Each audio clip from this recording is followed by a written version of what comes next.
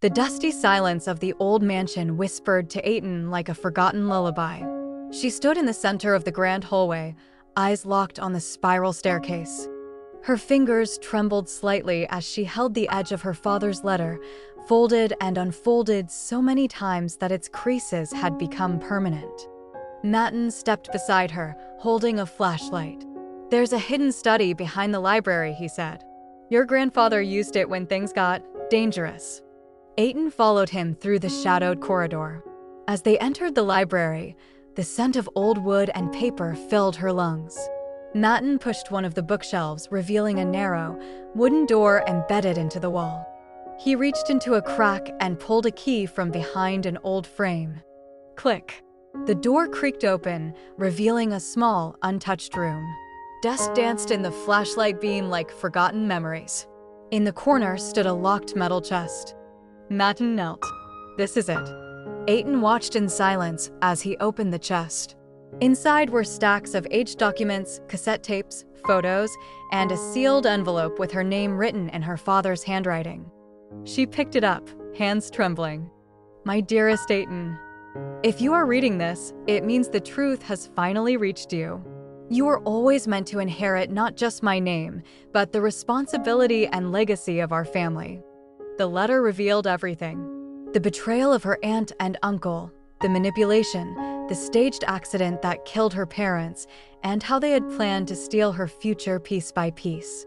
Tears rolled down Aiton's cheeks. They did all of this to me. To us. Matten nodded. "But now you have the truth.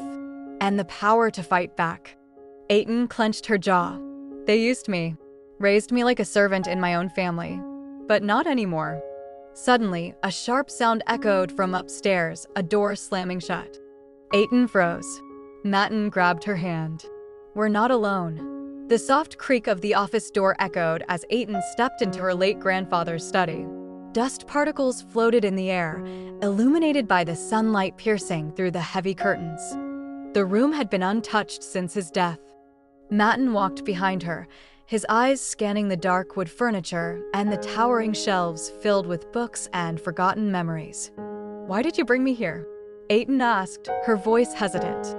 Without a word, Matten stepped toward the old desk and pulled open the bottom drawer. From within, he retrieved a sealed envelope, yellowed with time. "This," he said, handing it to her, "is your grandfather's last will. He gave it to my father, his most trusted friend, before he died. He asked us to keep it safe until the time was right." Aiton's hands trembled as she opened the letter. Her eyes scanned the familiar handwriting. Her breath caught in her throat. "To my beloved granddaughter Aiton. If you are reading this, it means the truth must finally come to light.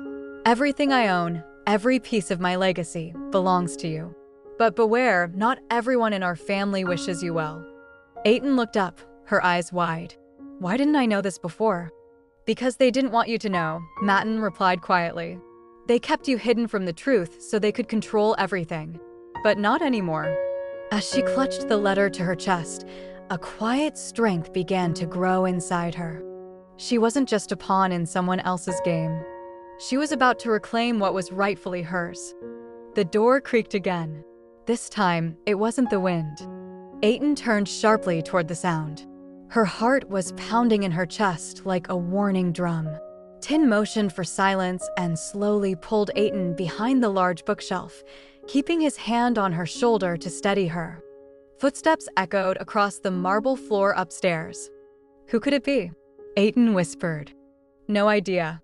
But whoever it is, they've been watching us," Tin murmured, eyes narrowed. The two stood still, listening. The footsteps stopped for a moment. Then the sound of something or someone rummaging through papers filled the silence. Tin moved first, silently tiptoeing toward the hallway.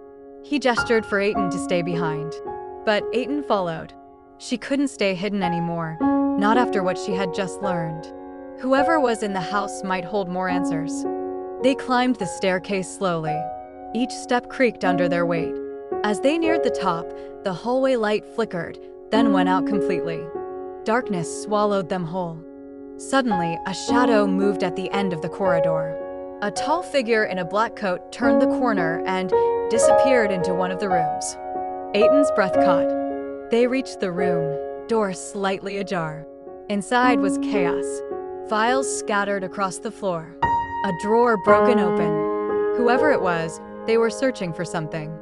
Maybe they're looking for the will, Tin said, scanning the mess. Aiton knelt down, picking up a torn photo, her father and his best friend, the one he always called Lee Day. They don't want me to find the rest of this, she whispered. And just then, on the corner of the table, Aiton noticed a tiny black device blinking red. A voice recorder, she murmured. Tin picked it up. We need to leave. Now. But as they turned to go, the front door slammed shut below.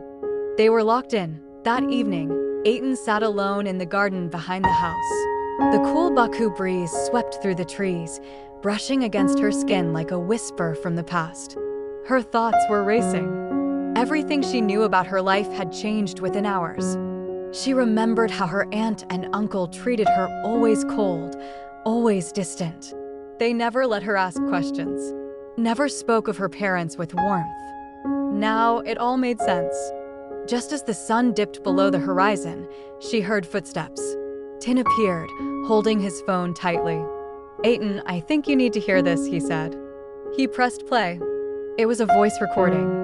Her aunt's voice echoed through the speaker, speaking sharply to someone. She's getting too close to the truth. If she finds that will, we're done. We need her out of the house, distracted, silenced. Aiton's breath caught in her throat. There was no longer any doubt. Her aunt and uncle had planned everything.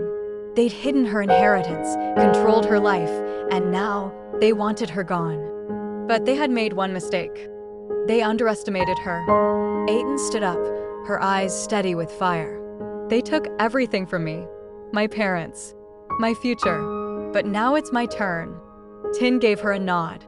We'll do this together. Together, they would uncover every secret and expose every lie. And Aiton would no longer be the quiet girl in the shadows. She would rise.